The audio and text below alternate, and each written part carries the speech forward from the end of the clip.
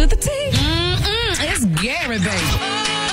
All right, y'all, it's 7 minutes after the hour. Rick's Smiley Morning Show. Gary has the tea and the clue of the day. What up, Gary? Good morning, Ricky. Good morning, America. Good morning to you. It's Monday, a beautiful, beautiful day in the neighborhood. And here's what's happening in celebrity news, y'all. Ricky, when I got this story, my heart wept, y'all.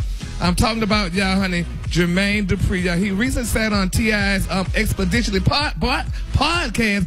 And, Ricky, he said, y'all, why he never married Janet Jackson. He said, quote, I started thinking about, honey, that marriage was for me, that marriage wasn't for me, and it wasn't going to work. He said, just something about it. He said, when you feel like you're ready to get married, he said, you don't have no answers. You just know what it is. He said, I was in this space, and he said, I felt married.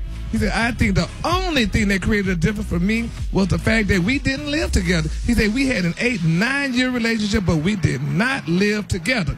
Then he went on to say, y'all, that I feel like that's a part where you usually determine if you're strong. He said she wasn't willing to move to Atlanta, and he said she was willing to come out here for a couple of weeks, but honey, living in Atlanta was not for her, and it just really didn't seem like L.A. to her. He said, but I really wasn't ready to move to Malibu either. He said, I was like, but it ain't, honey. It's just something about being in Atlanta.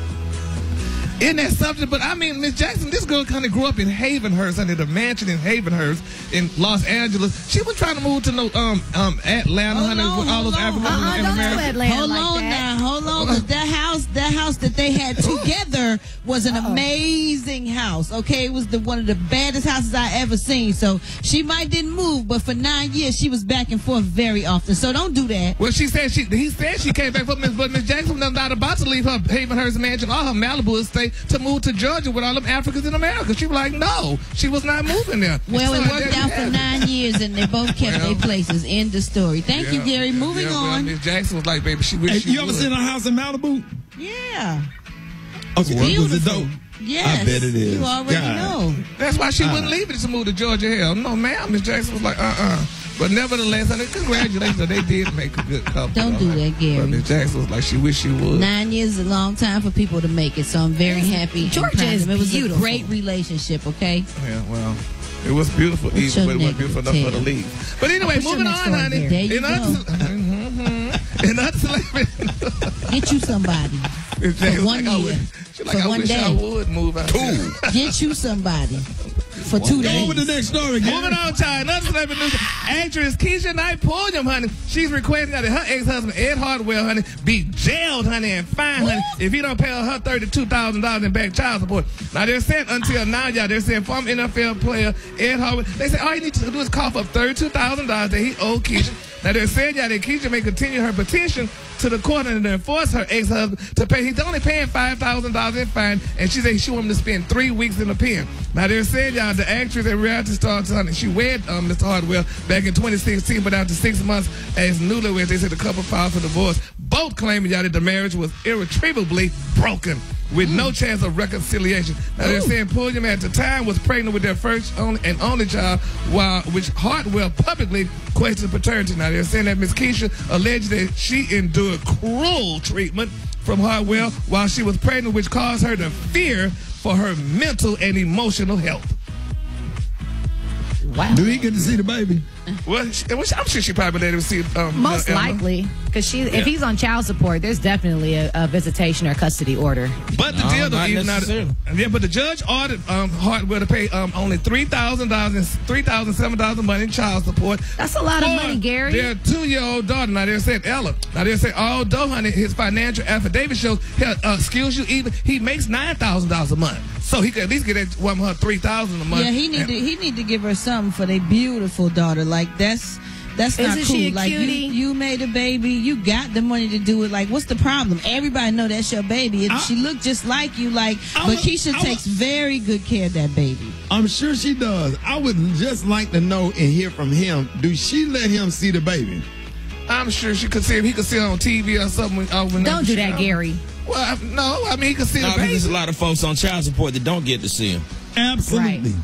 Well, okay. And maybe that's the reason why he's not paying, because he can't see the baby. And I know she's real bitter at him. Real bitter.